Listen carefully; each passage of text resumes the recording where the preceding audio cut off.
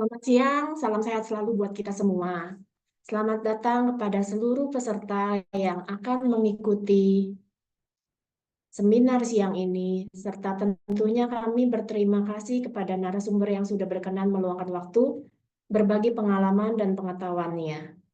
Izin memperkenalkan diri dulu, saya Yanti Fakar, yang ditugaskan oleh Asosiasi PABI untuk menjadi moderator siang hari ini. Topik seminar hari ini adalah Hospitality and Tourist Design. Acara ini diselenggarakan oleh Perkumpulan Ahli Bangunan Independen serta didukung oleh P3SM. Kami sampaikan pula peserta wajib mendaftar melalui website P3SM www.p3sm.or.id. Nantinya untuk materi dan e-sertifikat bisa didownload di https://srtf.p3sm.or.id. Peserta nantinya dipersilakan untuk absen pada link yang di-share melalui kolom chat. Bapak Ibu, mohon izin untuk memperkenalkan narasumber hari ini. Narasumber kita siang hari ini adalah Bapak Insinyur Arsitek Dita Trisnawan, STM Arch, STD IPU IAI. Beliau adalah dosen pada Departemen Arsitektur Universitas Indonesia. Dan beliau juga merupakan seorang praktisi. Kami bacakan CV-nya beliau dulu. Beliau adalah lulusan S1 Teknik Arsitektur UGM tahun 97. Lulusan S2 MArch University of Miami tahun 2002. Ongoing S3 School of Strategic and Global Studies.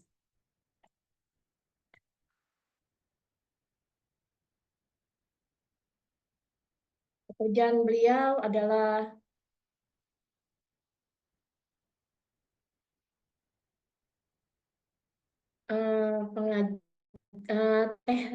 Teaching Staff and Research Universitas Indonesia Department of Arsitektur.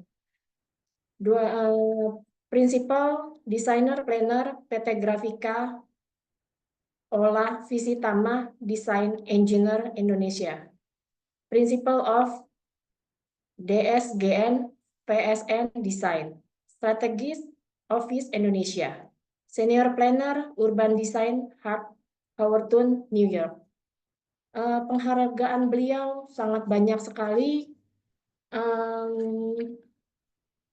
dan academic experience, conference, seminar beliau juga sangat banyak sekali.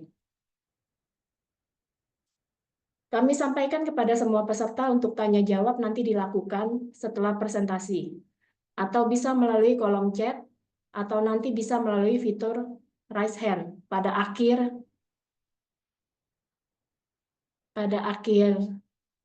penjelasan nanti. Kepada yang saya hormati narasumber Bapak Dita Trisnawan, kami persilahkan untuk menyampaikan materi seminar kurang lebih 50-60 menit, Pak. Bisa dimulai, Pak?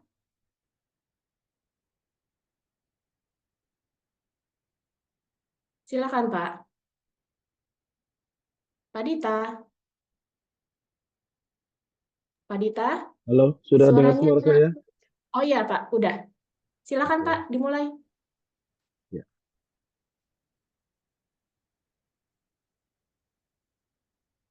Oke. Silakan, Pak, sudah bisa dimulai. Oke, terima kasih. Selamat siang, Bapak Ibu semuanya. Ini saya coba. Udah kelihatan ya di layar ya presentasi saya. Sudah, Pak, sudah kelihatan. Bapak sudah bagus. Suaranya juga udah ada.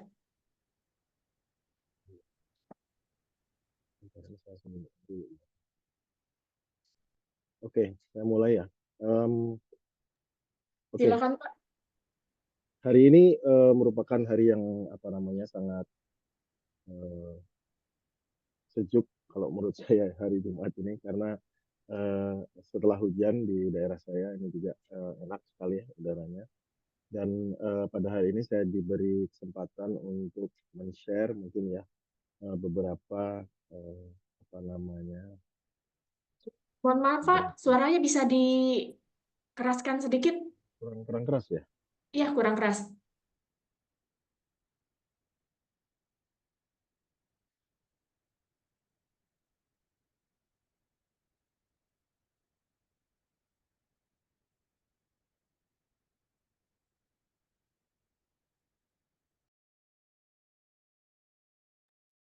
Halo, tes 1 2 3. Masih sama sih, Pak. Masih kurang jelas. Oh, Pak, cukup terdengar. Cukup terdengar ya? Iya, ya. Oke. Cukup, Pak. Ya udah, Pak. Bisa dimulai sekarang.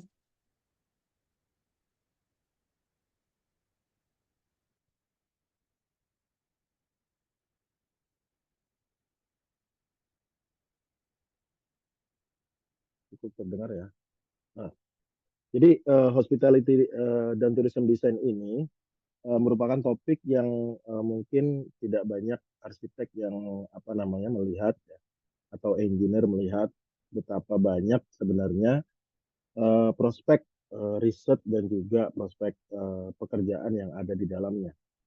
Jadi mengapa saya mengangkat topik ini? Karena topik ini merupakan topik yang apa namanya seksi mungkin ya, karena berkaitan dengan bagaimana pengembangan kawasan perkotaan, permukiman yang ada di dunia ini itu bergerak di sekitarnya gitu ya.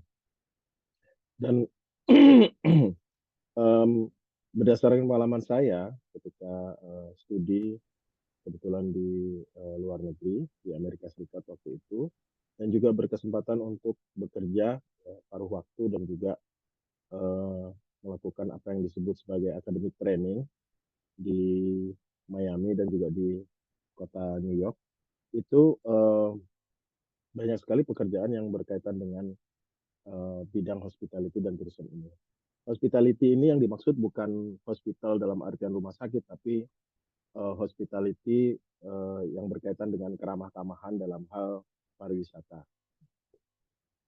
Nah, ini saya coba membuat uh, semacam diagram sederhana mengenai bagaimana seorang arsitek itu bekerja ya, dalam bidang hospitality and tourism.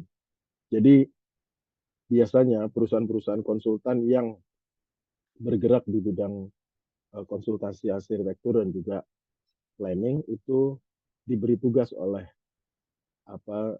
klien untuk melihat potensi. Yang pertama adalah itu, melihat potensi dari properti atau tanah yang dia miliki. Lalu kemudian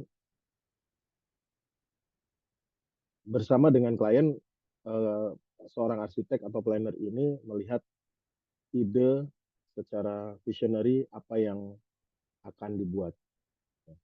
Melihat potensi, kemudian membuat gagasan, mengumpulkan gagasan dan ide apa yang mau dibuat. Kemudian selain itu tentu saja mengenai kreativitas dan juga tren ya, tren yang sedang berlaku saat itu atau yang sedang in saat itu apa. Jadi hal ketiga ini yang kemudian yang bisa membedakan atau mendiferensiasi antara kita sebagai konsultan dengan konsultan yang lain. Lalu tentu saja sebagai arsitek kita juga bekerja bersama dengan planner. Planner dalam hal ini adalah planner yang berkaitan dengan feasibility studies, lalu prospek ya, prospek sebuah proyek, sehingga klien sendiri nanti mampu untuk melihat efektivitas dari proyek ini apakah akan berhasil atau tidak. Kemudian yang kelima adalah sustainabilitas. Sustainabilitas ini adalah salah satu aspek yang mungkin sekitar 20 tahun yang lalu ini sangat sering dipakai dan hingga saat ini tentu masih dipakai karena berhubungan dengan keberlanjutan dari sebuah proyek. Nah, bila kita berpikir mengenai hospitality dan tourism atau pariwisata, maka kita tentu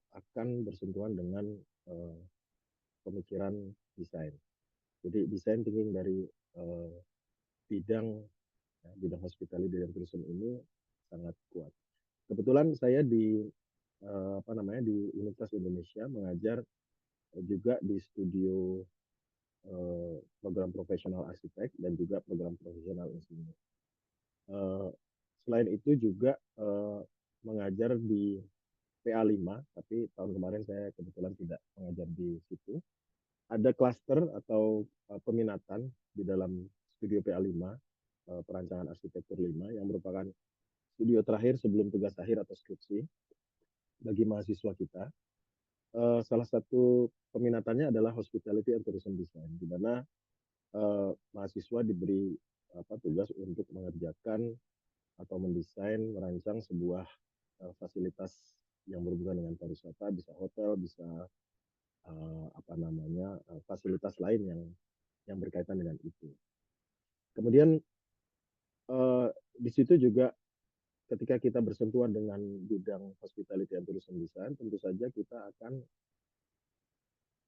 pada akhirnya bergaul dengan teman-teman yang bergerak di bidang itu, di bidang perhotelan, di bidang event, dan seterusnya. Jadi mendapatkan pengalaman dan juga cara kerja mereka dan juga bagaimana mereka melayani tamu itu adalah juga merupakan bagian dari apa yang kita harus pahami. Karena itu berkaitan dengan bagaimana desain itu diaplikasikan pada bidang pariwisata dan hospitality ini. Jadi hingga saat Dita, ini, mohon maaf, ya, nggak ada slideshow-nya. ini sedang berjalan, Mbak. Oh, lagi berjalan, tapi tampilannya enggak loh. Nggak bergerak ya? Enggak bergerak. Oh, atau pakai yang saya udah sampaikan ke Pak Idi, udah diteruskan ke Mbak Yanti belum? Iya, coba saya konfirmasi.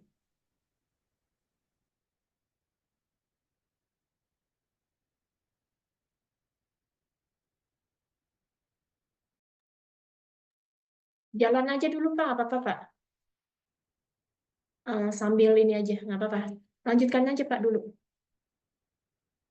Oh, udah mulai bergerak. Ini saya sudah share sih.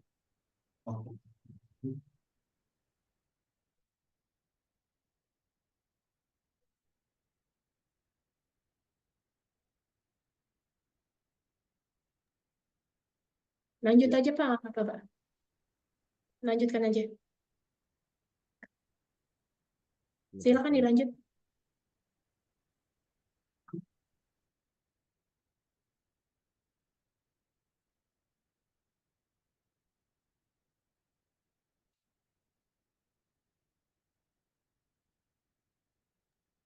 Silakan dilanjutkan, Pak.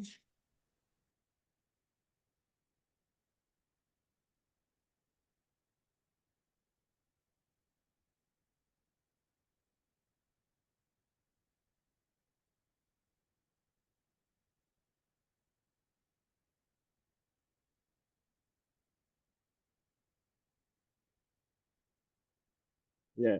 Kalau sekarang udah kelihatan? Nggak apa-apa, Pak. Dilanjut aja. Lagi dikonfirmasi ke operator soalnya.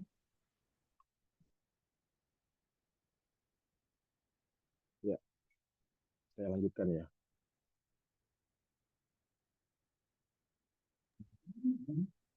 Udah, Pak. Udah. Lanjut aja. Ini udah bergerak kok. Ya, ini saya ganti pakai PDF ya.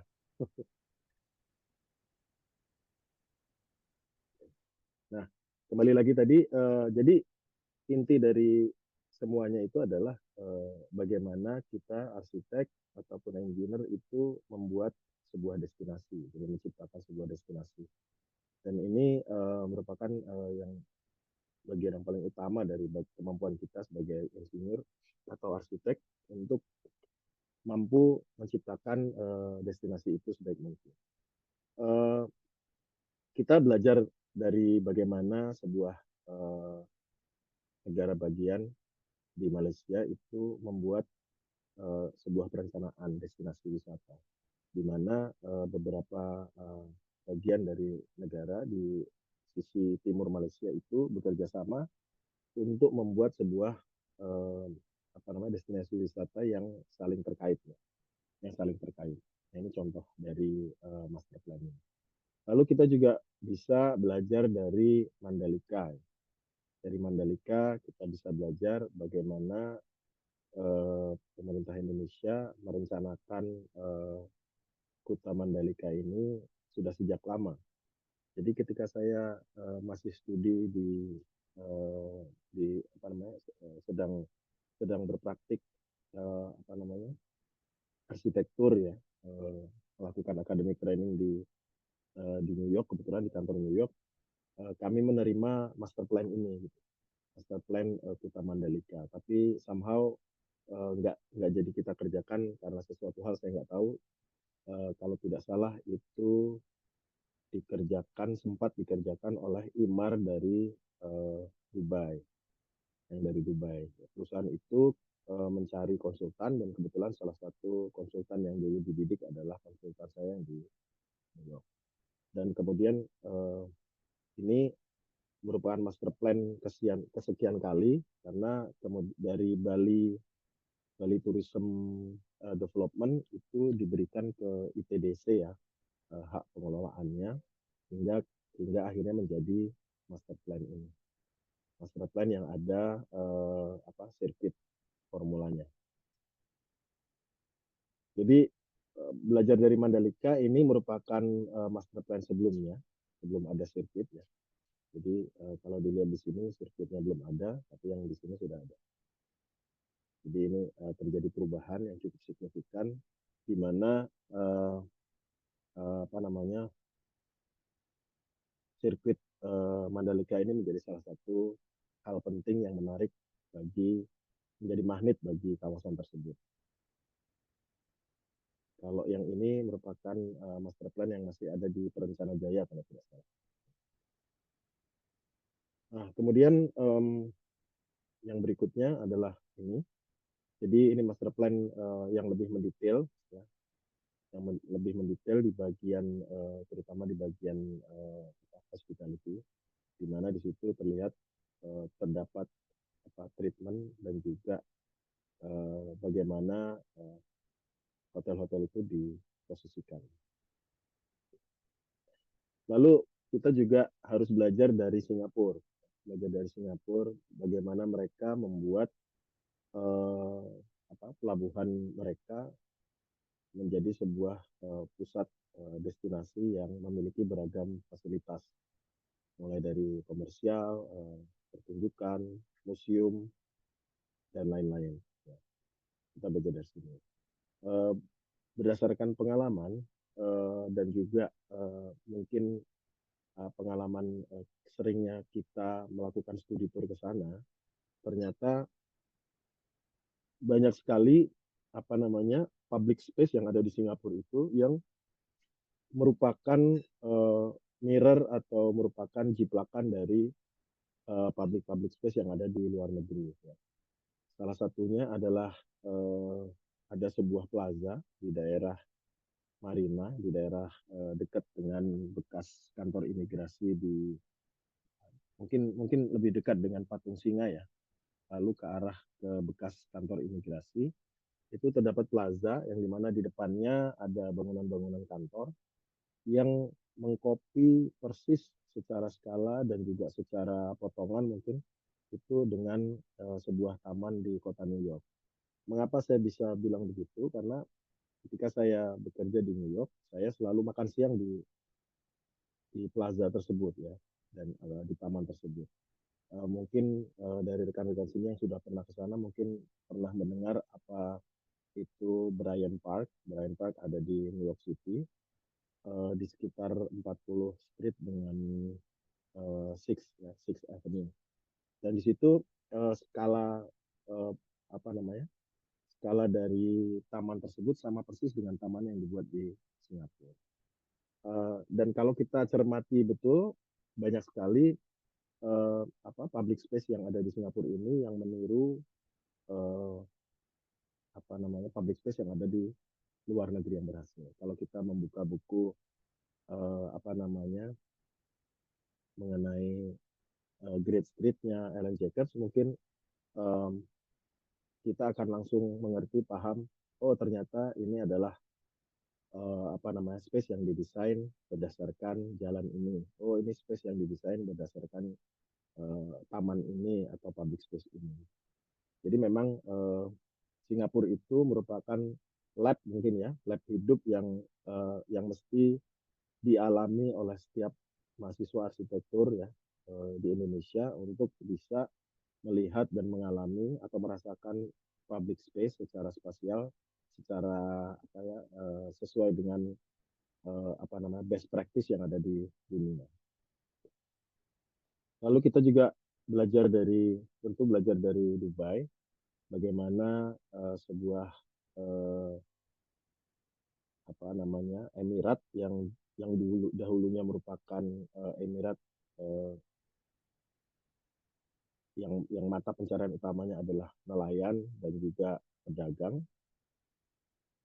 Dan ketika terjadi booming apa namanya, booming minyak di beberapa puluh tahun yang lalu, sang emir memutuskan untuk menginvestasikan uang dari minyaknya untuk menyiapkan sebuah destinasi wisata. Jadi Dubai itu ingin apa namanya, menjadi pusat ekonomi dunia, mempersilahkan para ekspatriat untuk datang dan bertinggal di sana, bekerja di sana, semua disiapkan hingga menjadi apa yang kita lihat sekarang.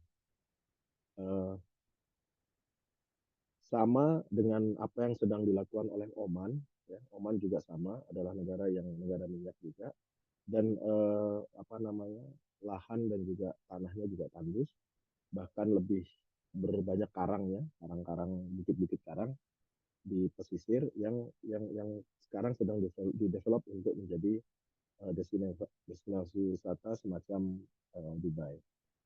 Jadi kalau kita lihat di sini, perkembangan Dubai ini sangat pesat sekali, bagaimana sebuah negara membuat titik apa namanya, pusat-pusat ekonomi baru yang yang yang awal mulanya adalah hanya sebuah gurun pasir yang tidak ada, bahkan sungai pun tidak lewat di situ.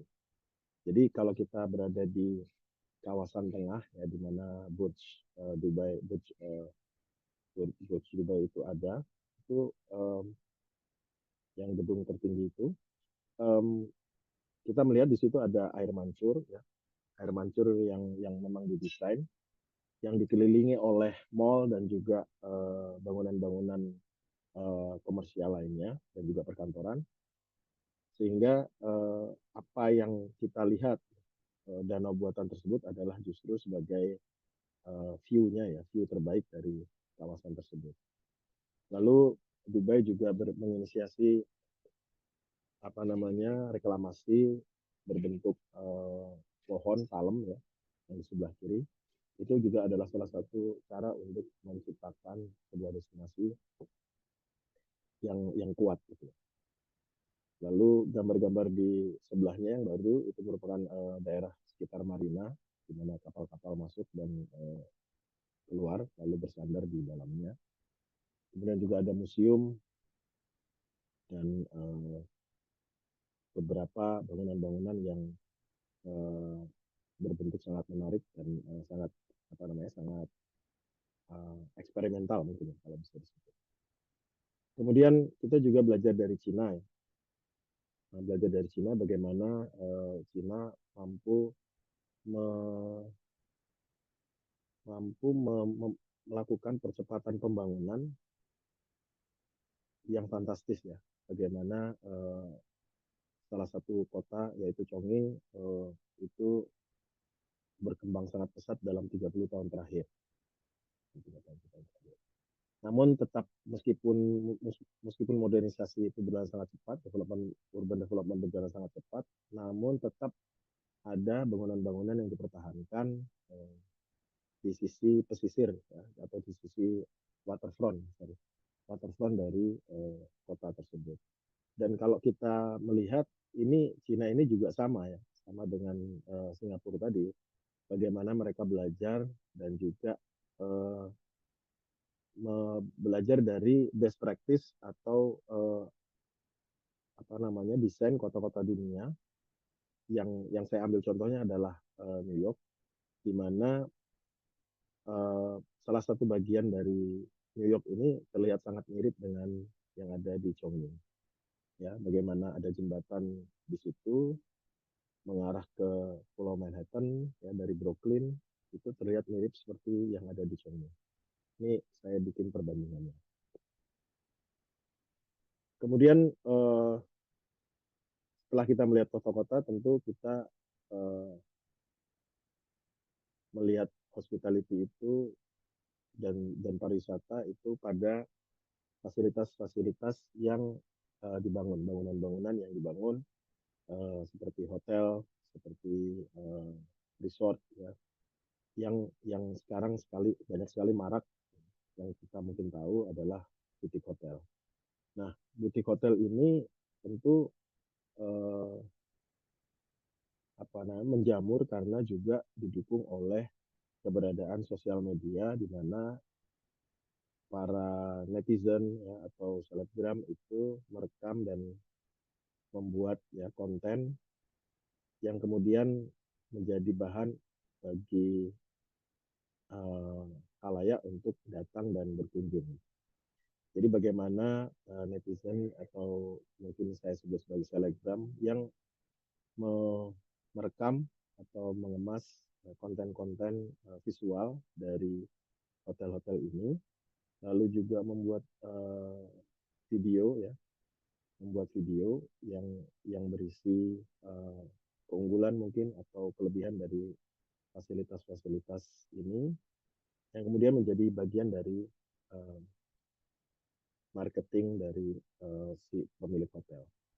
Kemudian biasanya ini berkaitan dengan juga bagaimana kemampuan sang selebgram untuk mengemas dan juga memberikan daya tarik. Nah, saya kebetulan juga mengajar di Fakultas Pariwisata di Universitas Pancasila, di mana di situ mata kuliah saya adalah mengenai hospitality and tourism design. Meskipun mahasiswa pariwisata tidak memiliki latar belakang desain, namun dengan memberikan mata kuliah pilihan berupa hospitality and tourism design, maka mahasiswa Fakultas Pariwisata mendapatkan insight bagaimana memutuskan atau melihat desain yang baik atau yang sudah proper atau belum dengan yang kurang baik. Karena saya bersikeras waktu itu untuk mengalihkan mata kuliah ini, karena bila lulusan S1 dari sebuah sekolah pariwisata, kemudian dia bekerja dan kemudian mencapai karir sebagai manajer sebuah destinasi wisata dan tidak memiliki latar belakang atau perspektif mengenai desain, maka tentu saja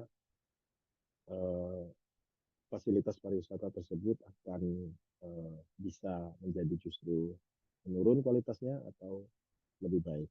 Jadi dengan insight tersebut, maka tentu lulusan S1 pariwisata yang nantinya akan menjadi manajer di destinasi-destinasi wisata paham dan mengerti mengenai aspek desain.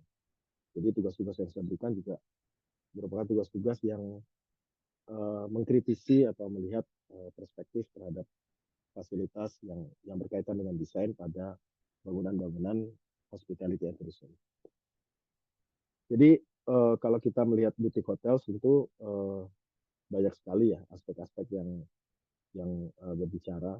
Namun karakter dari boutique hotel itu ada 6 sebenarnya, dan ini tentu saja berhubungan dengan skala. Lalu dia juga semakin kecil itu jumlah kamarnya akan semakin eksklusif. Lalu juga dia bersifat personal, di mana interior dan juga eksteriornya juga itu bersifat sangat pribadi, ya. Jadi orang merasa bahwa dia datang itu tidak dalam jumlah yang besar, bukan mass tourism, dan juga tentu memiliki karakter yang unik.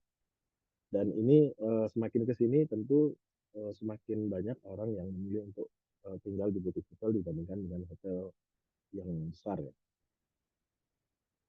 Nah, banyak sekali juga teman-teman arsitek yang banyak membantu eh, eh, teman-teman yang para investor yang juga memiliki mungkin properti dan juga ingin mengembangkan hotelnya, lalu ingin membuat hotel eh, semacam hotel boutique. Jadi di situ yang keempat tentu karakternya adalah lebih memperhatikan aspek desain gitu. Jadi kalau kita memperhatikan di gambar ini terlihat bahwa eh, desain interior dari setiap contoh ini sangat unik. Lalu aspek yang kelima tentu adalah bagaimana dengan jumlah yang kecil maka pelayanan juga akan lebih personal. Lalu juga di situ kedekatan antara tamu dengan pengelola juga otomatis akan menjadi sangat dekat.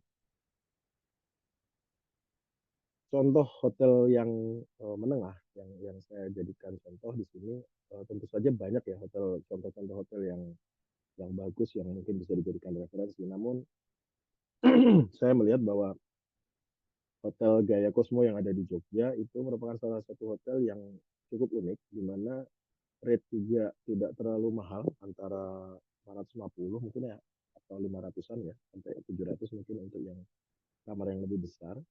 Dan dia memiliki apa ya keunikan gitu, keunikan tersendiri, di mana secara desain dia sangat kuat, ya, aspek desainnya menjadi sangat kuat. Dan kalau bisa dibilang Instagramable, di mana banyak sudut dari hotel ini yang bisa direkam secara visual dan menghasilkan gambar yang menyenangkan untuk mata arsitek ya. Lalu ada lagi salah satu penginapan dulu, ini merupakan penginapan yang disulap menjadi hotel ya, hotel butik juga, di mana aspek desain menjadi sangat penting. Di setiap sudutnya terdapat sesuatu yang unik. Setiap kamarnya dia punya desain yang berbeda. Tidak ada kamar yang sama dan juga fasilitasnya juga unik. Jadi ada kolam renang. Sebenarnya bukan kolam renang juga. Ini kolam kolam renang, bukan kolam renang untuk berenang ya. Lebih kepada kolam renang untuk berendam saja. Dan dikelilingi oleh fasilitas-fasilitas yang juga unik ya. Jadi terdapat kursi berbentuk melengkung, terdapat apa namanya semacam water fountain, terdapat bebatuan yang terkesan ini natural sekali. Jadi apabila berkesempatan ke Jogja, mungkin dua hotel itu bisa menjadi destinasi yang unik bagi para tamu. Ini menurut pendapat saya sebagai praktisi arsitektur.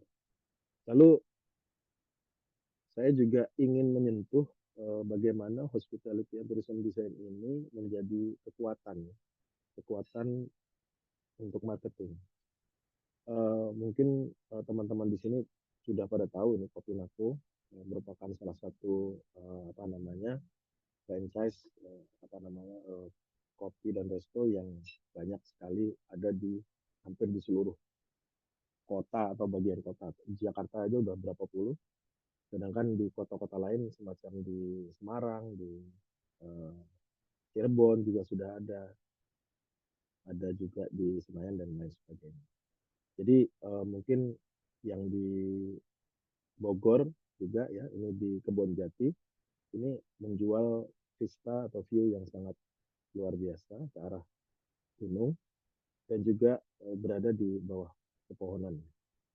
Jadi outdoor ya, ada semi outdoor, ada yang outdoor, ada semi outdoor. Jadi Kopinaku ini menawarkan pengalaman ruang yang apa namanya cukup kuat dari sisi arsitektur karena bangunan-bangunannya juga memiliki gaya arsitektur yang sama sehingga setiap cabang Kopinaku itu memiliki karakter yang juga kuat. Jadi oh itu merupakan Kopinato, apa semacam signature dari desain dari Kopinato.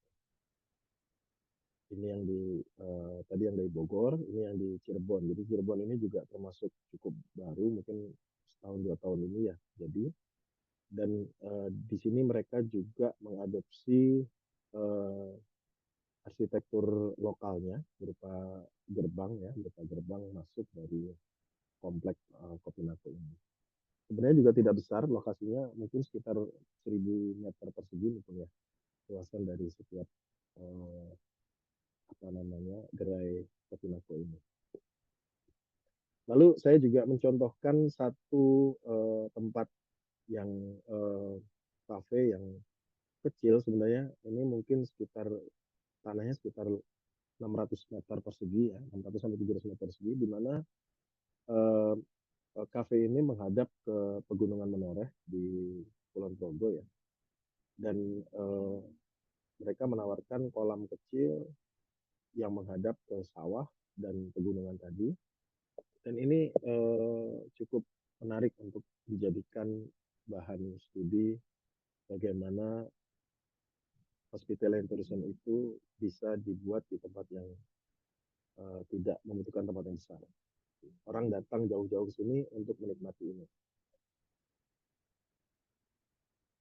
Kemudian saya contohkan lagi sebuah tempat ya, destinasi di mana peran serta dari masyarakat ya, terutama desa atau kelurahan yang mengusahakan secara bersama sebuah tempat wisata yang ini mungkin kalau dibilang latah-latah juga karena banyak sekali kafe atau resto yang memiliki konsep seperti ini, di mana memang pemandangan yang dijual, namun juga dibuat taman-taman yang bertema mungkin ya, tapi itu fokusnya hanya untuk dokumentasi saja, jadi tidak benar-benar didesain untuk desain tempatnya secara menyeluruh gitu ya, itu lebih kepada tempat-tempat atau spot-spot foto untuk Instagram terutama. Nah, tinggal sedikit lagi, ini sudah 40-an menit saya menjelaskan bagaimana sih tempat-tempat wisata itu bisa berkembang dan bisa bisa hidup ya, bisa didatangi walaupun tempatnya jauh. Jadi eh, sejak dulu dimanapun di dunia ini, peran dari artis atau bintang film kalau di masanya dulu, kalau sekarang mungkin influencer dan juga selebgram, di mana peran mereka sangat besar untuk membuat suatu tempat itu didatangi oleh pelancong atau visitor ya. Di sini kalau dilihat pada gambar ada banyak cara untuk mempromosikan suatu tempat, baik itu tempat dengan potensi wisata alam dan juga wisata urban atau kegiatan-kegiatan urban. Dan ini memang seiring dengan perkembangan teknologi, maka secara audiovisual sebuah tempat itu bisa dikemas dan dipromosikan dengan baik melalui peran dari para influencer. Namun demikian, teknologi tersebut juga yang bisa menyesatkan dalam artian terlihat sangat baik di Instagram, di media sosial, tapi ketika kita datang ke sana membuktikan promosi tersebut ternyata tidak seperti yang kita harapkan, di luar ekspektasi kita, ternyata tidak sebaik itu. Mengapa? Karena teknologi fotografi juga sudah sangat maju, terdapat filter dan seterusnya yang mengakibatkan apa yang dikemas itu menjadi bias atau meleset. Nah, mungkin ini pro kontra antara apa namanya para pendukung IKN maupun yang tidak. Namun seperti yang saya sampaikan tadi, IKN itu membutuhkan promosi atau expose untuk menarik investor.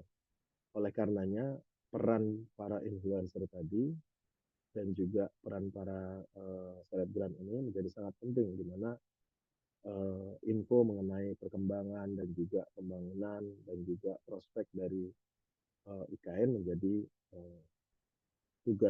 menjadi tugas bagi para selebgram dan influencer ini. Karena kalau kita sekarang membandingkan bagaimana kita mungkin membuat iklan di media televisi yang mungkin orang sekarang sudah tidak pernah tonton lagi, brosur atau baliho bahkan ya sudah tidak terlalu efektif dibandingkan dengan peran para influencer dan selebgram. Jadi zaman sudah berubah, maka hal ini menjadi sangat krusial untuk mempromosikan sebuah tempat yang baru. Lalu di dunia hospitality and tourism itu juga ada yang namanya siklus ya, siklus bagaimana sebuah destinasi itu bisa turun pamornya karena persaingan atau karena tren atau karena memang trennya hanya dalam siklus 5 sampai 10 tahunan, sehingga ini tentu juga harus bisa disikapi oleh para investor dan juga arsitek atau planner dalam melihat perubahan-perubahan. Jadi penting untuk membuat rencana-rencana yang fleksibel, di mana desain-desain itu bisa dirubah, bisa di rejuvenate mungkin ya, bisa diremajakan, bisa dikembangkan lebih lanjut atau dirubah bahkan untuk menghadapi perubahan-perubahan tren pariwisata. Nah, apa sih yang bisa kita lakukan ya sebagai arsitek dan juga sebagai desainer, mungkin sebagai engineer di bidang desain?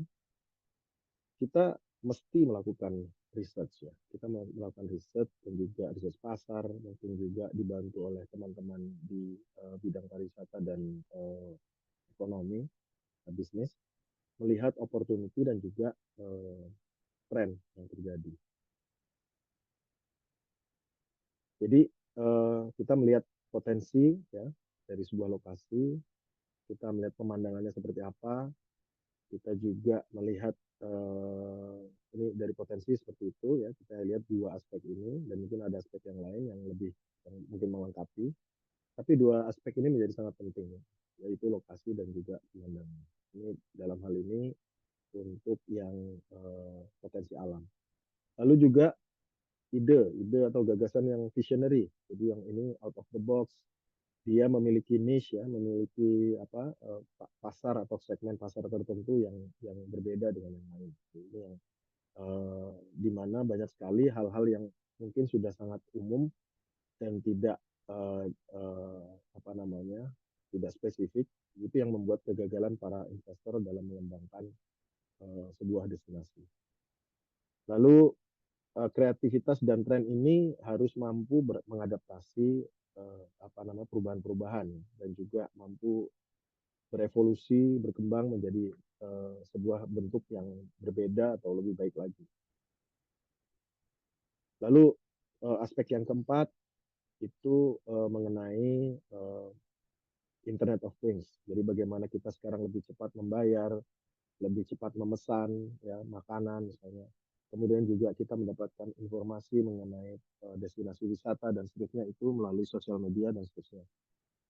Kemudian juga hospitality technology di sini ini berhubungan dengan mungkin bagaimana sistem keamanan, mungkin kunci dari pintu apartemen, hotel dan seterusnya.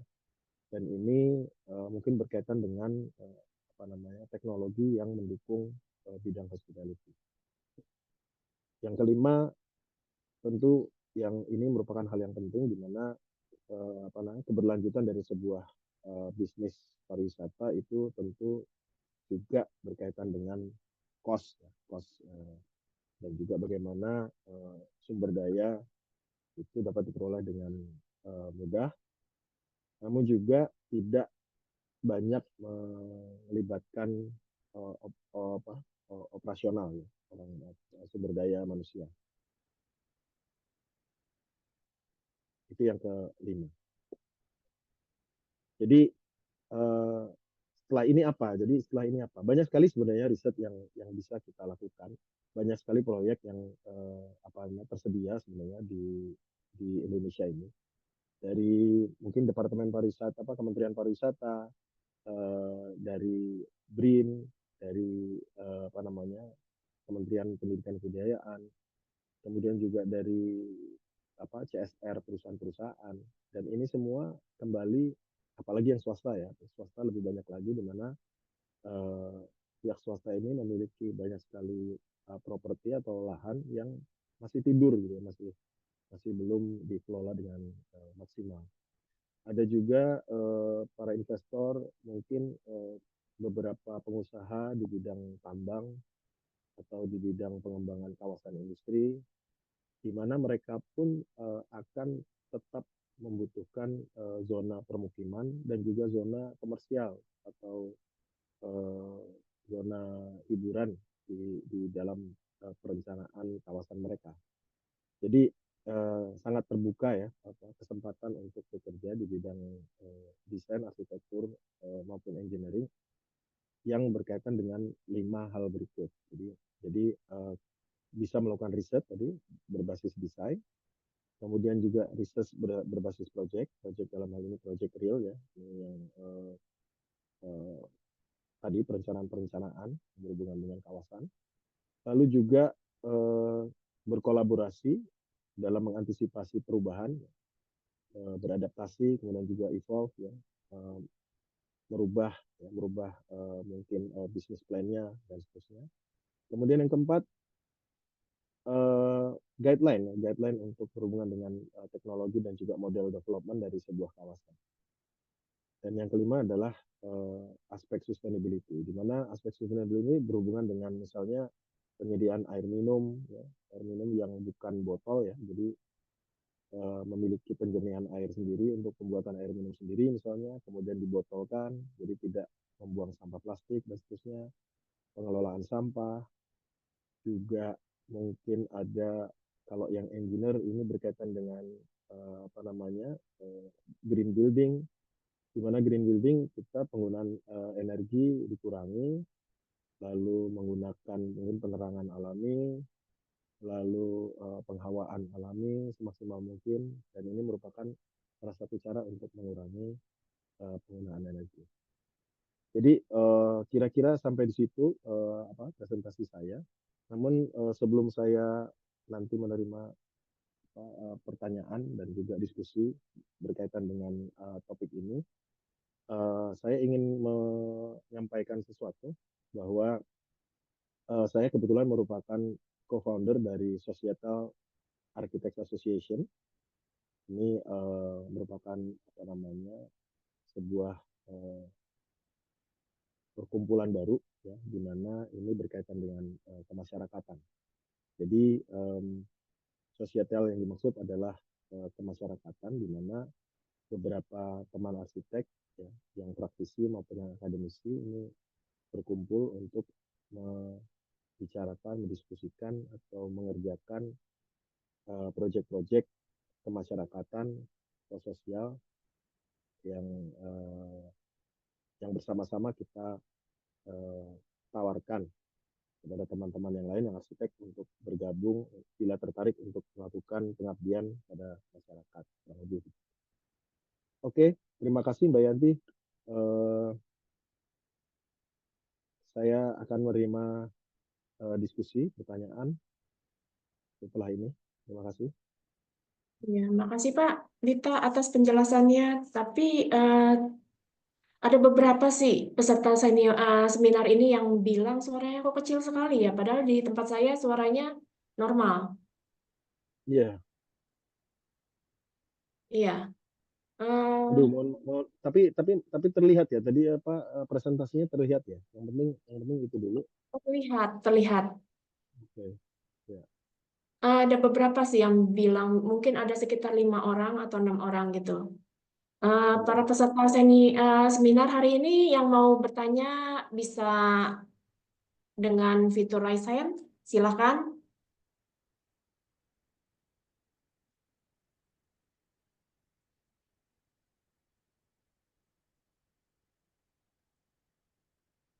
Belum ada pertanyaan yang masuk, Pak, di kolom chat. Iya, ini sebagian bilang 100% suaranya jelas. Normal, Ada di juga. tempat saya normal. Ya,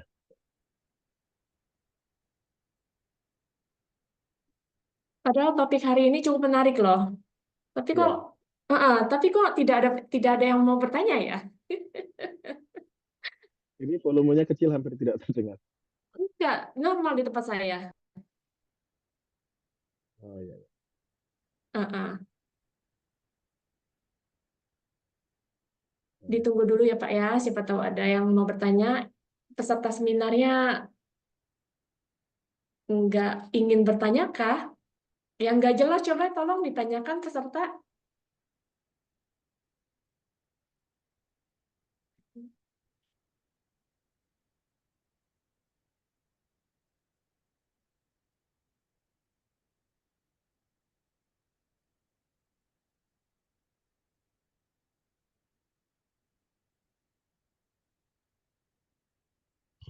suara saya yang kurang jelas.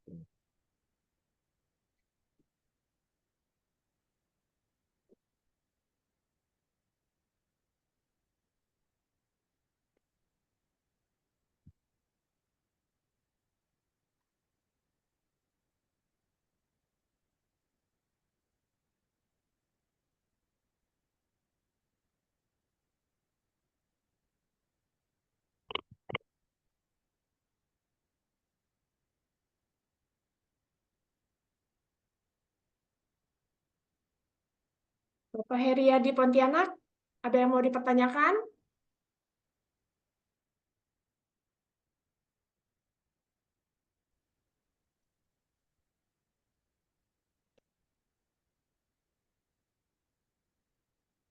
Ya udahlah, saya yang nanya dulu deh Pak untuk pertanyaan pancingannya. Oh ada nih masuk dari Pak Heri Krisdianto. Izin bertanya, untuk adaptasi desain dari tempat lain kemudian diterapkan di tempat lain dengan skala yang hampir sama, apakah secara etik diperbolehkan dalam dunia arsitektur? Terima kasih. Silakan Pak dijelaskan. Yes. Suara saya jelas sekarang. Di tempat saya jelas Pak. Pak Heri, apakah mendengar suara saya? Pak Heri, Pak Heri, jelaskah? Suaranya Bapak Dita jelas?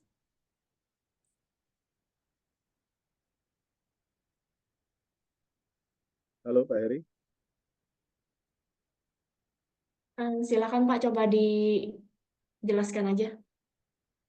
Ya, kalau menurut saya ini masalah etika, ini masalah lain hal ya. Karena eh, kalau kita sekarang mendesain pun banyak sekali kita Maaf menggunakan Pak, presiden. katanya masih kecil suaranya di Bapak.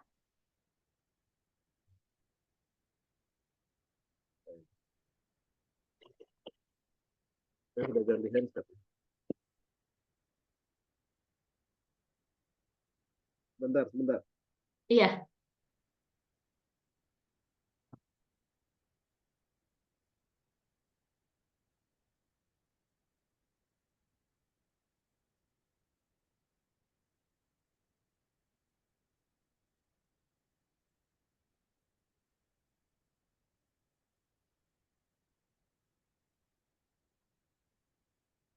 Bentar, Bu.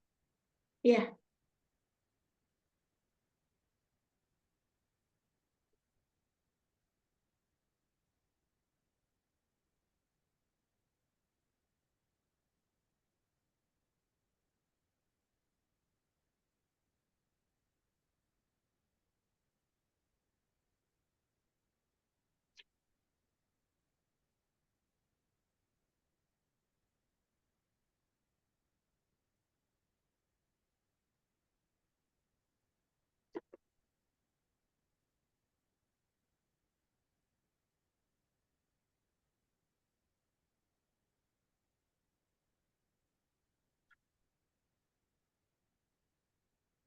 Halo? Iya, Pak. Kalau di tempat saya jelas. Iya. Masalah etika tadi. Masalah etika tadi sebenarnya masalah hal yang Tapi Bapak, eh, kameranya, kameranya nggak muncul. ya, Ya, masalah udah. masalah etika tadi ya. Masalah etika tadi adalah masalah yang mungkin bisa didebat ya. Suaranya Jadi, sangat kecil, Pak. tapi Masih dikomplain, suaranya sangat kecil katanya. ini saya udah ngadep speaker nih. Halo, satu. Iya, memang sekarang agak kecil, agak lebih kecil daripada yang tadi. Lebih kecil dari yang tadi.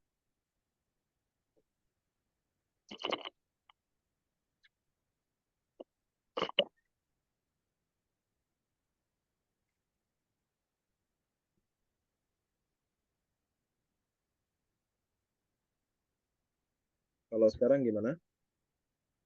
Satu. Kalau di saya sudah lebih jelas. Eh, Coba Ya. yang peserta seminarnya tolong kasih pendapat. Suaranya udah bagus atau belum? Atau masih kecil? Halo, Mas Apip. Mas Apip sudah dengar? Halo. Wah, Pak Arya Oke, sudah bilang normal. Pak Arya udah bilang ya. Oke, Sudah bagus. oke, ya. Jadi kalau masalah etika tadi bisa didebat karena banyak sekali arsitek yang menggunakan apa referensi dari sebuah apa namanya desain yang dia gunakan untuk desain yang dia akan kerjakan. Jadi yang saya maksud tadi ada sebuah plaza yang apa namanya terasa atmosfernya sama persis dengan apa yang saya rasakan di kota New York waktu itu. Di jadi ini sebenarnya saya merasakannya tidak sengaja. Jadi ketika saya berada di Singapura itu kebetulan plaza itu baru jadi ya, taman itu baru jadi. Dan ketika saya berada di sana, kok saya merasa dejavu gitu ya, merasa bahwa saya pernah ada di space ini gitu. Kemudian saya explore plaza tersebut, maka yang saya rasakan adalah ini sepertinya hampir sama dengan atau terasa sangat sama dengan apa yang saya rasakan di New York. Jadi ini yang saya maksud sebagai apa namanya, bagaimana kita bisa me, kalau bahasanya meniru bukan juga ya, tapi kita bisa menciptakan atmosfer atau perasaan yang sama ketika kita berada di suatu tempat, suatu public space.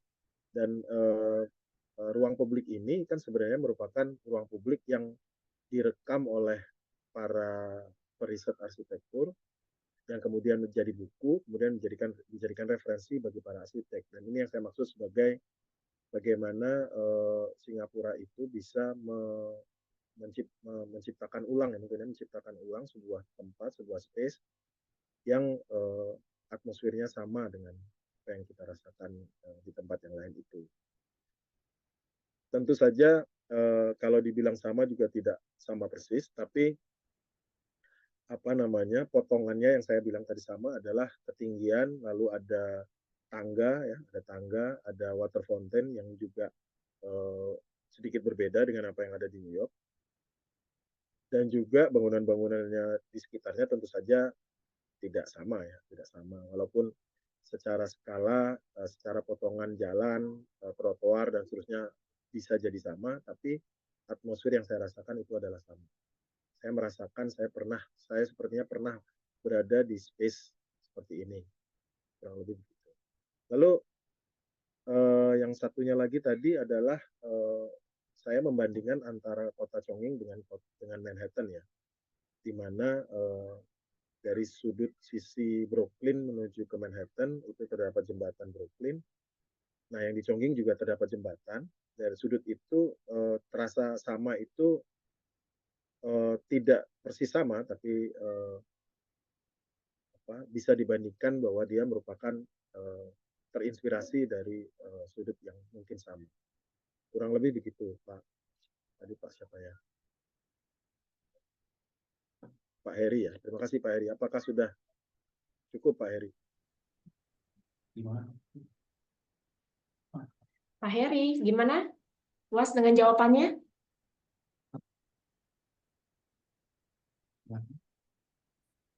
Yang mau tanya lagi silahkan, dengan fitur raise hand boleh, dengan di kolom chat juga boleh. Ini masa nggak ada yang nanya ya? Padahal padahal ini tuh bahasanya cukup menarik loh.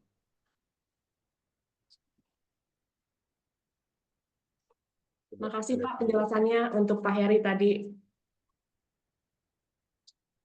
Saya ada pertanyaan Pak. Ya, bagus. Berdasarkan pengalaman Bapak, menurut Bapak gimana ya? Perbandingan desain untuk pariwisata di negara-negara ASEAN.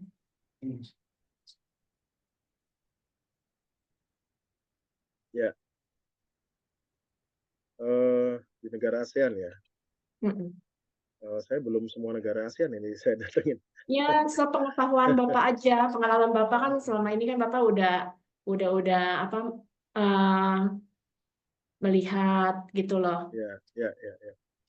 Eh, Apa namanya di Indonesia ya, terutama di Jakarta ya. Di Jakarta ruang publik sudah banyak yang sangat baik ya. Namun juga banyak ruang publik yang kalau dilihat dari kacamata arsitektur dan rancang kota juga tidak tepat atau tidak berada pada titik yang benar gitu. Meskipun performanya sendiri bagus dalam artian digunakan oleh masyarakat dan masyarakat juga mengakses fasilitas-fasilitas tersebut eh, dan bermanfaat bagi masyarakat. Seperti misalnya apa namanya itu halte yang di Patung Selamat Datang, mungkin bagi para arsitek dan para planner itu merupakan hal yang sangat tidak tepat karena eh, dari sisi skala patung selamat datangnya menjadi tertutup gitu ya dari sisi ruang kota ya. Kalau saya sendiri pribadi melihat itu sebagai sama ya, sebagai sebuah kesalahan skala saja sebenarnya. Kalau memang halte itu ada di situ, jangan sampai mengalahkan apa yang sudah ada di sana, yaitu patung selamat datang. Jadi kalau kita berada di Jalan Sudirman itu menuju ke arah patung selamat datang atau dari sisi sebaliknya, kita baru akan bisa melihat patung selamat datang dari mungkin sekitar 100 meter ya, 100 meter dari patung selamat datang itu sendiri karena ketika kita datang dari arah agak jauh, kita belum bisa melihat patung selamat datang. Jadi itu pandangan saya. Jadi kalau fasilitas yang lain kita sedang menuju ke sana ya, kita sedang menuju ke sana perbaikan fasilitas publik semakin baik, terutama eh, fasilitas kereta bawah tanah dan juga LRT yang semakin baik juga luar biasa bersih sebenarnya dibandingkan negara-negara maju sebenarnya. Negara-negara maju sendiri justru kurang pengawasan dan juga mungkin sulit juga perawatannya karena orangnya juga cukup banyak ya, cukup banyak. Ini saya mencontohkan Amerika Serikat. Kalau di Cina tentu saja lebih tertib karena mungkin juga fasilitasnya lebih baru seperti yang kita punya juga di Indonesia gitu ya. Jadi kurang lebih banyak sekali ya ruang publik, fasilitas publik di Indonesia ini yang sudah baik dan akan terus bertambah ya, bertambah fasilitas pembangunannya semakin bertambah. Kurang lebih begitu Mbak untuk berkaitan dengan ruang publik ya. Mohon maaf ini para peserta kalau suara saya sangat kecil ya tadi ya. Ini saya sudah pakai headset ya, bukan pakai headphone lagi. Iya Pak, Semoga makasih udah bisa atas terdengar. penjelasannya. Tapi ya, peserta ada yang mau bertanya, bisa raise hand. Kita tunggu ya.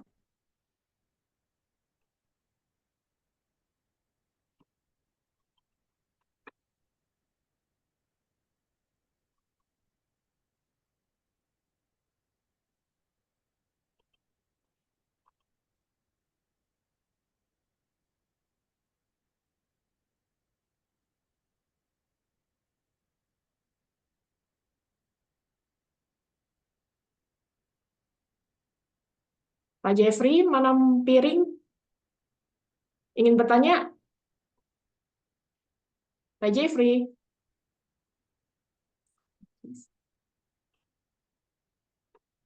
Di sini ada Pak.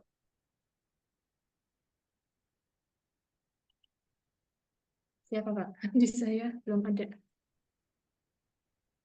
Ya, di sini yang kameranya hidup nih Pak Taslim, Pak Taslim. Pak Taslim, Ada ada mau bertanya? ada Pak Bagus, ada Pak Muhammad Rus. Muhammad terus.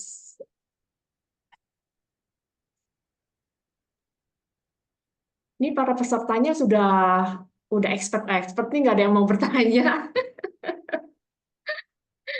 Ada Pak Rahmat Kamaru.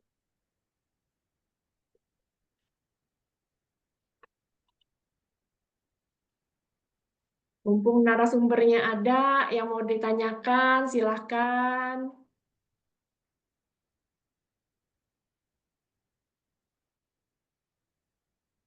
Akhirnya ada. Pak Rahmat Kamaru. Silakan Ya, Pak. Pak Rahmat. Silakan Pak.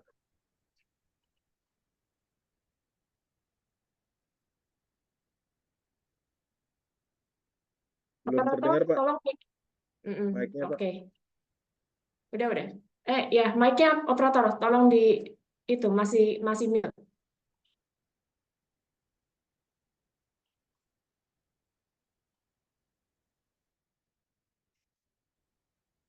Pak Rahmat Pak Rahmat, masih mic-nya masih mute. Belum masih ada mute Pak. suaranya Pak Rahmat. Belum ada suaranya Pak Rahmat. Coba dihidupkan dulu mic-nya. Nyalain. Oh, Oh sudah bisa. iya, udah. Ya, Ya, sudah Pak, sudah Pak. ya, Silakan Pak. Silakan. ya. Ini bertanya karena tadi diminta bertanya ini sama Bapak nih. Silakan Pak. Ya, saya ini eh, begitu banyaknya proyek yang eh, tidak berhasil, gagal ya dalam arti tidak selesai ataupun selesai tetapi tidak dipergunakan sebagaimana mestinya untuk daerah wisata. Ataupun misalnya sudah berjalan setahun, sudah itu ditinggalkan begitu saja karena ternyata tidak berhasil eh, menarik para wisatawan. Ini pendapat dan saran yang diminta ke Bapak ini karena Bapak ini dosen di UI dan apa namanya tenaga ahli yang levelnya sudah insinyur utama ya. Kira-kira terhadap bangunan-bangunan bukan kebangunan ya, anunya ya, proyek-proyek yang mangkrak, tidak digunakan ataupun yang gagal itu apa kiat-kiat kalau untuk proyek-proyek itu bisa diberdaya gunakan kembali. Ya. Itu aja. Terima kasih, Pak. Terima kasih Pak. Wah, ini pertanyaannya berat sekali nih ya. Karena memang banyak sekali fasilitas publik berkaitan dengan apa namanya wisata dan pariwisata dan hospitality ini yang mangkrak ya. Kadang juga ya itulah yang menjadi concern saya Pak. Jadi mengapa saya menawarkan mata kuliah Hospitality and Tourism Design ke Fakultas Pariwisata karena hal yang sama bahwa masih uh, kurangnya pemahaman aspek desain uh, di para pemangku apa keputusan ya pengambil keputusan. Jadi pengambil keputusan di level eksekutor di lapangan di destinasi-destinasi wisata itu banyak sekali yang belum memahami betul aspek desain ini. Dan ini yang menyebabkan banyaknya kegagalan dalam pembangunan atau pengembangan lah, yang bisa disebut pengembangan destinasi wisata. Jadi terkadang ketika kita berada di sebuah destinasi wisata yang menjual atau apa namanya memiliki keunggulan view alam misalnya, lalu pengelola melakukan perombakan atau revitalisasi bisa disebut, yang justru menutup view dari potensi wisata tersebut. Lalu juga mungkin mereka membangun sebuah bangunan yang menghalangi view-nya, atau banyak hal ya seperti itu yang terjadi. Dan ini memang di tataran pengambil keputusan atau bisa dibilang direktur atau manajer dari tempat wisata tersebut. Dan itu belum tentu mereka memiliki latar belakang atau pengetahuan atau perspektif mengenai desain yang baik. Itu yang banyak terjadi. Dan terkadang juga arsitek yang dipilih juga merupakan arsitek yang bersertifikasi, mungkin dia juga punya SKK lengkap, tapi mereka tidak memiliki mungkin track record desain yang baik. Mereka kurang mempertimbangkan masalah-masalah yang saya sebutkan tadi. Itulah mengapa seorang manajer atau seorang eksekutif pemimpin sebuah destinasi wisata harus punya tadi perspektif terkait desain tadi. Jadi kadang kalau kita lihat sekarang di Indonesia, banyak sekali destinasi wisata yang memiliki judul menggunakan huruf-huruf besar di depannya. Hampir di semua destinasi wisata sekarang menghadirkan tulisan besar-besar, misalnya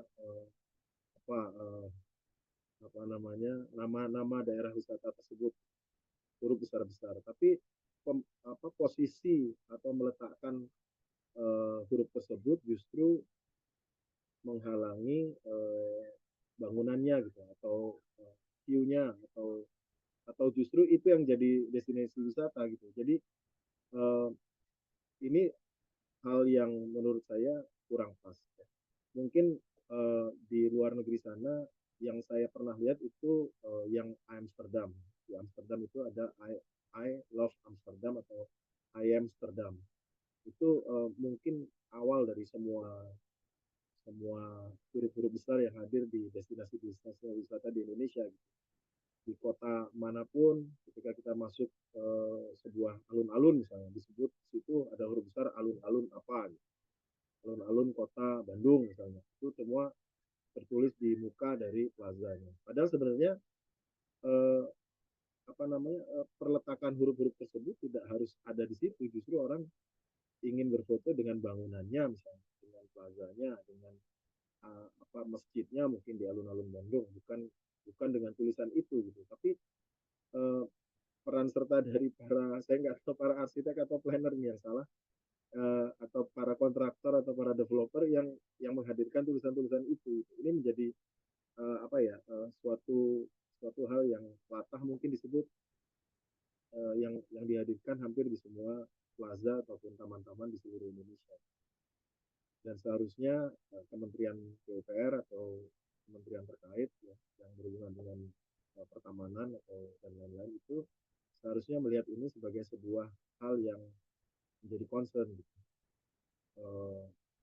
Menghadirkan sesuatu hal yang justru mengaburkan esensi dari tempat wisata itu sendiri. Begitu Pak Rahmat pandangan saya.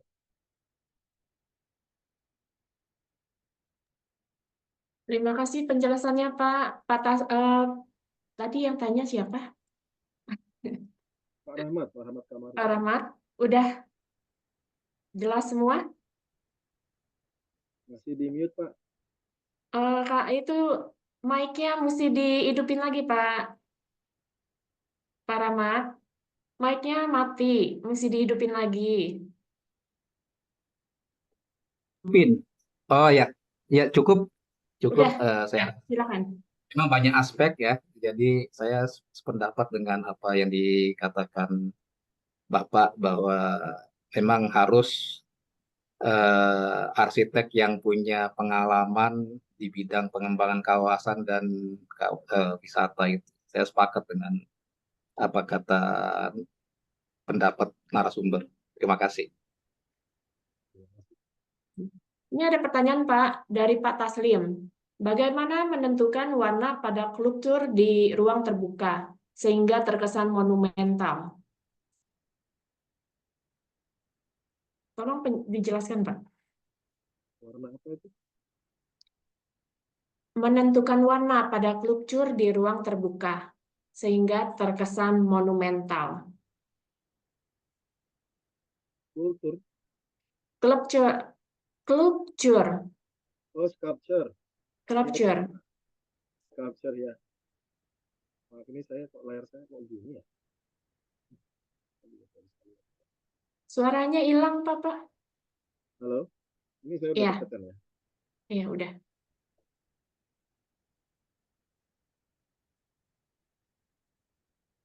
Nah, ini ukurannya sebesar apa, Pak? Ini masalah, kalau masalah eh, monumental nih eh, tergantung ini juga ya, ruang-ruang terbukanya ya. Jadi ruang terbukanya tergantung ruang terbukanya juga. Kalau terkesan monumental pada warna, pada sculpture di ruang terbuka. Kalau di siang hari jelas warna-warna yang cerah ya, Pak, yang terang ya.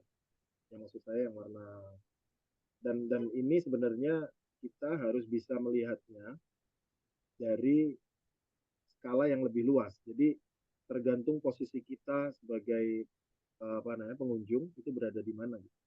Lalu kita juga harus mempertimbangkan ketika kita berada di suatu titik melihat sebuah sculpture, latar belakangnya dia apa gitu. Apakah di belakangnya ada bangunan yang tinggi, apakah di belakangnya langit, ya, langsung langit atau pohon mungkin, dan hal itu yang harus dipertimbangkan sebenarnya.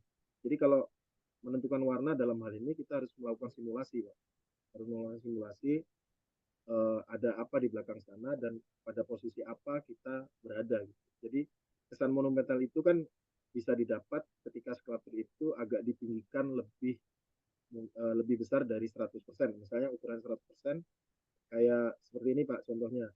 Contohnya misalnya ada patung ya, ada patung pahlawan misalnya yang dibuat lebih besar dari 100%. Jadi misalnya dia di angka 170%, 160%. Itu tujuannya untuk supaya kalau kita melihat dari jarak tertentu, skalanya tetap sama seperti kita melihat orang ya dengan skala yang sama. Dan kalau berurusan sama sculpture ini berupa monumen atau berupa patung, itu uh, itu tergantung pada posisi kita melihatnya di mana. Nah, ini terjadi gini Pak, ini saya pernah membantu seorang pematung. Mungkin kalau teman-teman yang di Jakarta bisa melihat uh, monumennya ada di uh, apa di uh, namanya itu Pak pusat pelatihan jaksa Pak. Di Ceger ya, di Ceger Jakarta Timur ya, itu ada namanya monumen Nurani Adiaksa. Nah, Nurani Adiaksa ini tingginya 17 meter, tapi ketika kita merancang, saya membantu seorang pematung almarhumah Ibu Irian Tuna Karnaya, di mana skala sculpture itu kita sesuaikan dengan di titik mana orang banyak melihat melihat monumen tersebut. Jadi kesan monumental itu tidak terbangun oleh warnanya tapi oleh skalanya ya, oleh skalanya. Jadi ketika kita melihat monumen tersebut, karena kita terikat juga dengan konsep-konsep 17, 8, 45 ya, tanggal-tanggal penting itu, maka struktur dari bangunan tersebut kita tentukan tingginya 17 meter, namun kita tambahi podium ya, kita tambahi podium supaya mendapatkan skala monumental tersebut. Jadi di angka 17 meter kita melakukan simulasi, kesan monumental itu belum dapat. Jadi itu salah satu pendekatan di mana kita harus melakukan simulasi dengan menggunakan 3D waktu itu untuk mendapatkan kesan monumental. Demikian Pak jawaban saya Pak Taslim. Terima kasih. Terima kasih penjelasannya Pak Dita. Pak Taslim sudah oke? Ayo, yang mau bertanya lagi bisa raise hand. Silakan. Bapak Bagus Kuncoro Hadi, apakah mau bertanya?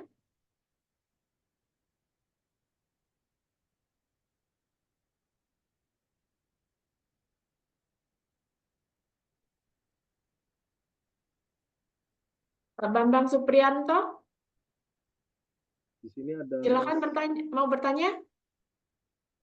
Pak Bambang.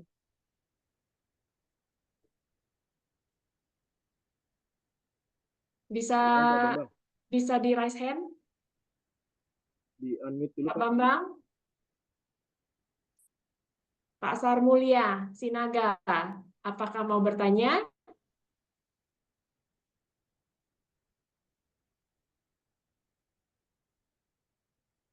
Pak Husni Arba'in, Purworejo.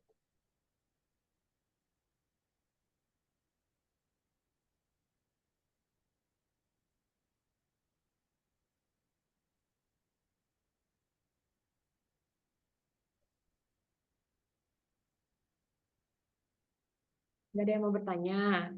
Ya udah saya yang bertanya aja, Pak.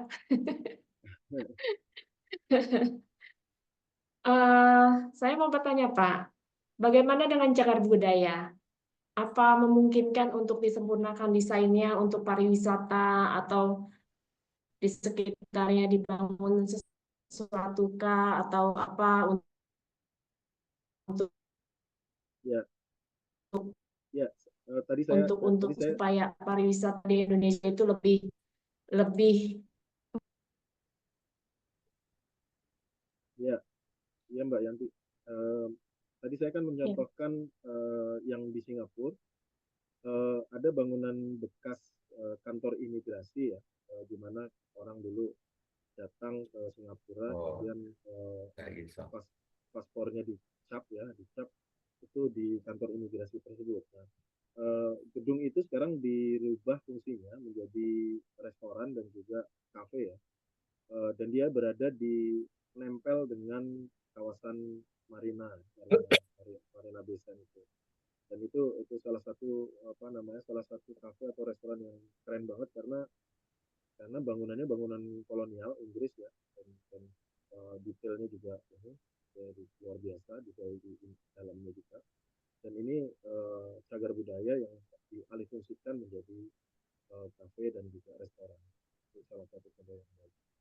Kalau di Kota Tua saya masih melihat masih sporadis ya, masih beberapa bangunan masih di apa namanya di apa namanya dialihfungsikan, namun alihfungsikannya juga mungkin tidak maksimal dan juga kosnya mungkin cukup tinggi gitu ya. Dan ini memang bila ingin melakukan apa namanya revitalisasi kota tua itu harus secara komprehensif sih. Meskipun banyak ya studi yang melakukan, saya membantu studi mungkin sekitar 10 tahun yang lalu, 2014-an mungkin ya, yang berkaitan dengan revitalisasi kawasan cagar budaya di Kota Tua, di mana leader saya waktu itu menentukan mana bangunan-bangunan cagar budaya yang kelasnya A, B dan seterusnya. Jadi mana yang signifikan, mana yang kurang signifikan, mana yang bisa dipugar atau dialihfungsikan sisi interiornya, sedangkan sisi luarnya tetap harus seperti itu. Jadi ini uh, keseluruhan ini tidak bisa bekerja satu persatu sendiri-sendiri gitu. Kalau mau revitalisasi kawasan ya mungkin harus banyak bangunan-bangunan cagar budaya yang direvitalisasi atau dialihfungsikan secara menyeluruh dan secara bersamaan gitu.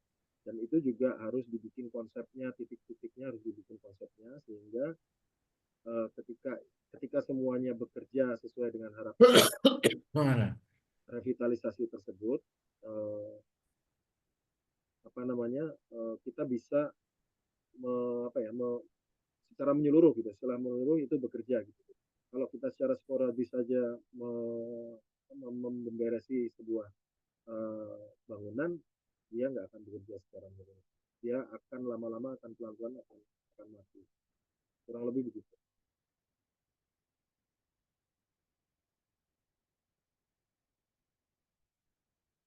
Silakan Pak Bambang. Tolong di-unmute lagi Pak. Pak, makasih penjelasannya. Oh, sudah. Ini ada pertanyaan masuk dari Moderator, selamat siang. Izin bertanya. Oh, Silakan, Pak silakan. Bambang. Nanti Eh, Pak Satriana. Siapa ya?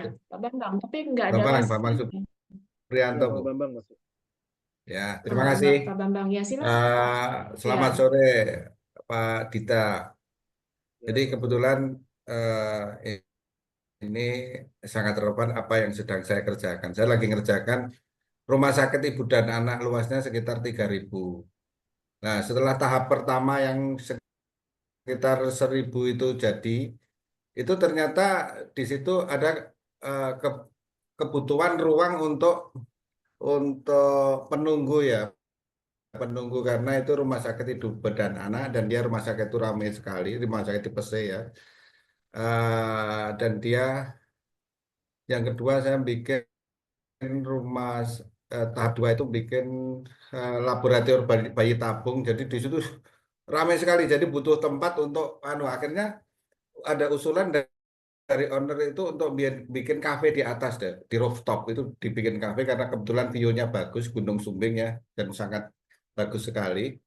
Nah, akhirnya dia eh, setelah kafe itu jadi, ternyata yang menggunakan kafe itu bukan orang yang nunggu di rumah sakit, orang dari pihak luar. Jadi karena di situ hanya bagus, mungkin makanannya juga enak. Nah, di sini saya jadi super agak pusing karena saya itu kan desain and build. Kebetulan background saya bukan orang arsitek, Pak Dita. Jadi saya orang sipil, mungkin karena dia percaya sama saya mencoba untuk mencari jalan keluar. Sementara di rumah sakit itu kan banyak aturan bahwa orang datang bawa obat, orang datang bawa apa sampah, orang kan nggak boleh bersimpangan itu. Saya agak sedikit Betul. pusing itu. Jadi Betul. untuk tahap ketiganya ini yang dibutuhkan setelah ramai kita butuh parkir lagi, kita mau bikin basement. Jadi saya mohon petunjuk Pak Dita. Pak Dita kan mungkin lebih ya karena arsitek ya. Jadi apa saya harus bikin akses tersendiri sementara lahannya sangat kecil dok, Pak Dita. Jadi hanya sekitar 3.000 gitu loh. Tapi untuk tahap ketiga ini kita bikin parkir. Jadi apa nanti rooftop itu bisa diakses langsung dari ruang parkir. Jadi tidak bersimpangan di dalam kegiatan manajemen rumah sakit itu sendiri. Saya kira itu pertanyaan saya Pak Dita. Terima kasih. Selamat sore. Selamat sore Pak. Langsung saya jawab ya. Ini saya bukan ahli rumah sakit, tapi kayaknya tadi Pak Bambang udah menjawab, langsung membuat akses ke parkiran Pak. Memisahkan ya, organisasi ruangnya dipisahkan ya Pak ya. Ya, mungkin itu jawaban yang yang mendekati ya. Kalau saya bukan ahli rumah sakit ya, tapi kalau dari sisi arsitektur memang betul bahwa ada pemisahan sirkulasi antara pengunjung dengan pasien ya dan seterusnya. Jadi ada ruang antara juga ya Pak ya, ada ruang transisi di mana mungkin zaman COVID kemarin mungkin banyak arsitek yang kemudian jadi belajar tentang rumah sakit ya, karena sirkulasi yang memaksa orang untuk memisahkan antara pasien yang sakit dengan yang sehat atau orang umum atau pengantar gitu. Jadi saya pikir itu Pak, jadi mungkin akses yang berbeda ya, mulai dari tempat parkir dengan fasilitas non medik ya. Jadi mungkin itu jawabannya. Jadi pemisahan akses yang kuncinya ada di pemisahan akses. Semoga bisa menjawab Pak. Oke Pak. Tadi ada pertanyaan dari Mas siapa tadi? Pertanyaannya hilang di saya. Iya, ini kok hilang pertanyaannya? Iya, pertanyaan hilang.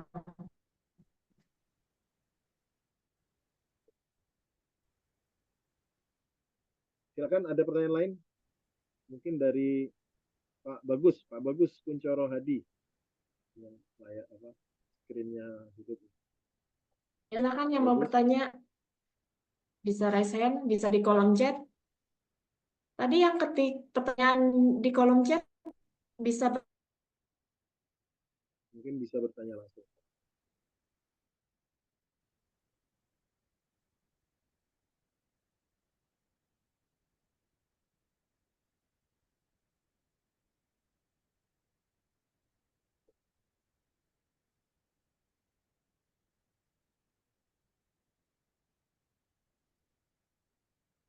Yang lain, ini, kan yang tanya. Pak Bagus Kuncoro, Hadi.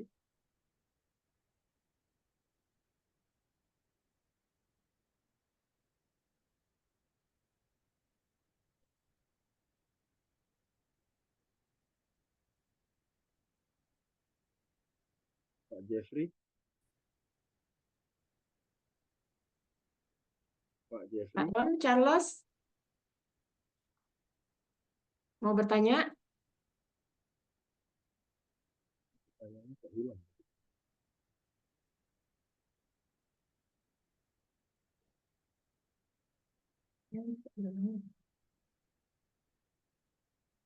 Oh, ada Pak. Pak Cornelis Kotalandu. Mohon pencerahannya terkait konsep desain wisata waktu yang langsung dari di sungai. Apakah harus melibatkan ahli bidang SDA dalam mendesain? Tentu saja Pak Cornelis, itu saya pikir merupakan hal yang wajib ya, karena air yang datang itu kan tidak bersih ya, harus dilakukan apa, filterisasi ya, yang biasanya dari sungai ya, dan juga ketika kembali dibuang kembali ke sungai juga harus dalam keadaan yang apa namanya tidak kotor ya, tidak ada standarnya mestinya. Jadi tentu ahli di bidang sumber daya air, terutama kualitas air ya, jadi menjadi sangat penting.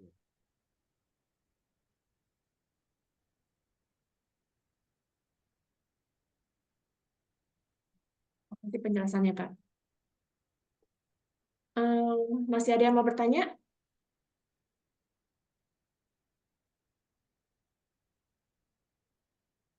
Eh, Ketika saya mengajar mata kuliah Hospitality and Tourism Design, saya juga mencoba memberikan kasus Pak, Bapak Ibu semua, memberikan kasus bagaimana mahasiswa ini melihat potensi misalnya. Jadi misalnya pertanyaan dari tugas saya adalah apabila Anda eh, ditugaskan untuk menjadi konsultan pada apa namanya sebuah desa yang memiliki apa namanya kelebihan atau apa namanya kelebihan kemampuan ya, kemampuan dalam membuat batik misalnya, atau mengolah makanan. Jadi apa yang harus mereka lakukan? Jadi banyak sekali hal-hal kasuistis yang dibuat ya, disimulasikan bagi para mahasiswa pariwisata itu untuk memikirkan bagaimana apa yang harus mereka lakukan dalam mengelola potensi-potensi tersebut. Lalu juga desain kota apa desa wisata ini juga harus mengedepankan local wisdom ya. Jadi nilai-nilai lokalitas di daerah tersebut, bisa arsitekturnya, bisa pakaiannya, bisa apa namanya mungkin lanskapnya, lanskap dari kawasan tersebut. Jadi eh, yang terjadi di Indonesia ini banyak sekali yang justru eh, potensi alamnya itu justru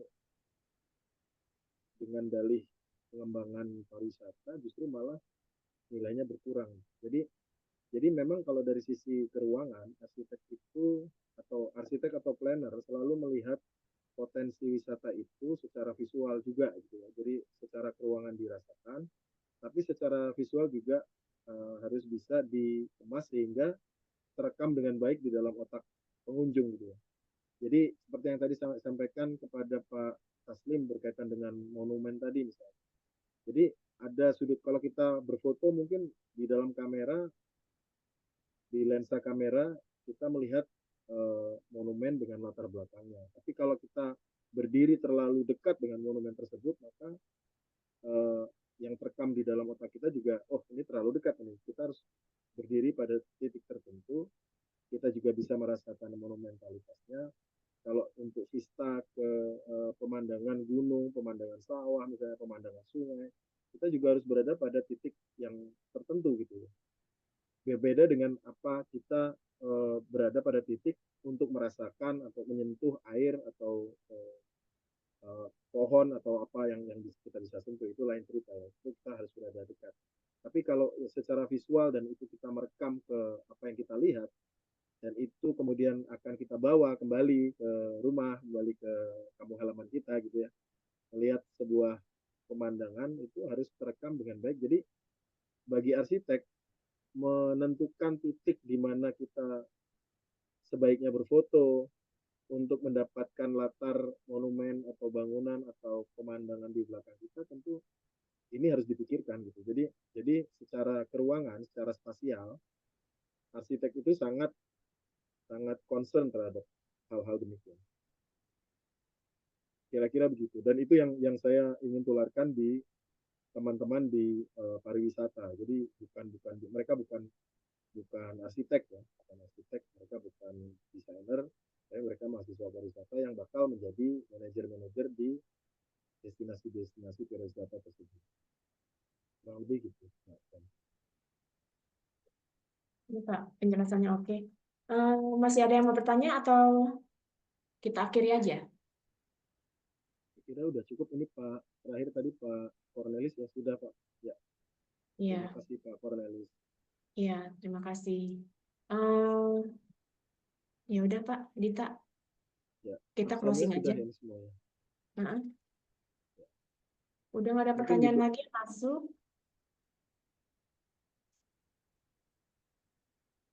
Kita bisa akhiri nih Pak Dita. Ya, Silakan silakan waktunya closing sudah statementnya Pak Dita. ya.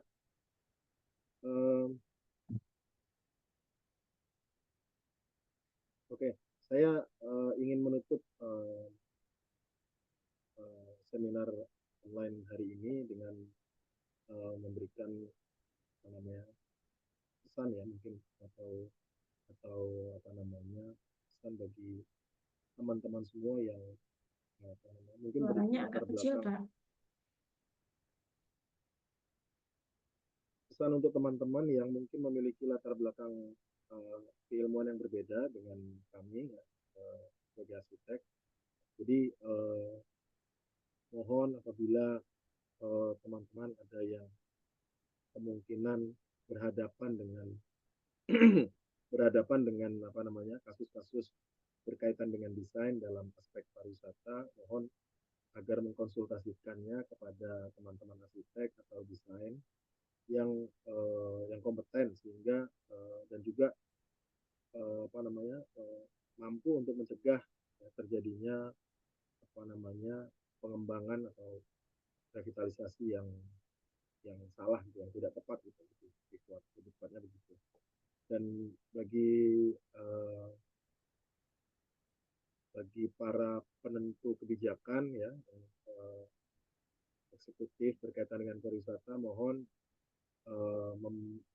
merekrut atau mempekerjakan atau mencari advice dari arsitek atau desainer agar supaya apa yang dikerjakan itu tepat gitu ya, sehingga juga mungkin bisa disimulasikan sebelum dilakukan tindakan pengembangan atau apapun. Saya kira terima kasih itu pesan dari saya, bisa menghubungi saya di nomor saya, nanti mungkin ada yang butuh nomor saya atau ke email saya dita@desain@gmail.com apabila membutuhkan konsultasi berkaitan dengan desain hospitality and tourism. Terima kasih Mbak Yanti. Ya, terima kasih Pak narasumber kita, Bapak Dita Trisnawan, dan terima kasih atas segala penjelasannya pada hari ini. Terima kasih juga untuk para peserta seminar yang sudah meluangkan waktu pada hari ini. Ya udah kita tutup hari ini. Seminar ini diadakan oleh PABI dan didukung oleh P3SM. Sebelumnya saya mohon maaf kata-kata yang salah atau apapun itu yang disengaja atau nggak disengaja. Eh, Terima kasih semua. Sampai jumpa lagi. Terima kasih semua.